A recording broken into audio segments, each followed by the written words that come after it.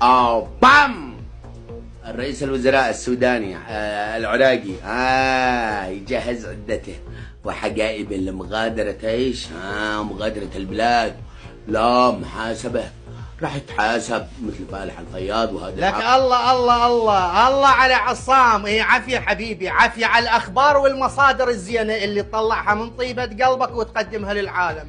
يجهز الجنط مالته، يجهزهن، راح يشرد، راح نحاسبك، راح نجيبك، سوف بالله العظيم انتم مهزلة، قسم بالله العظيم مهزلة. لك هذا العراق حتى إذا شخص مسيء عندنا احنا اللي نحاسبه، احنا العراقيين. مو يجي طرطور مثلك انعال ما يسوى بسوق الزلم، والله راح نحاسب رئيس الوزراء العراقي، وراح نحاسب فالح الفياض، وراح نحاسب ما حد يقدر يحاسب.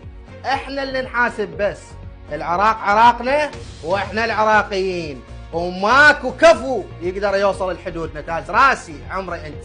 وانت شخص لا اصل ولا فصل ولا تاريخ ولا عندك شيء تقدمه للكوكب. من لزموك بالقاعه مال الاعراس وطردوك من اليمن، حاليا اجيت تبيع بطولات حاليا منين؟ من السعوديه.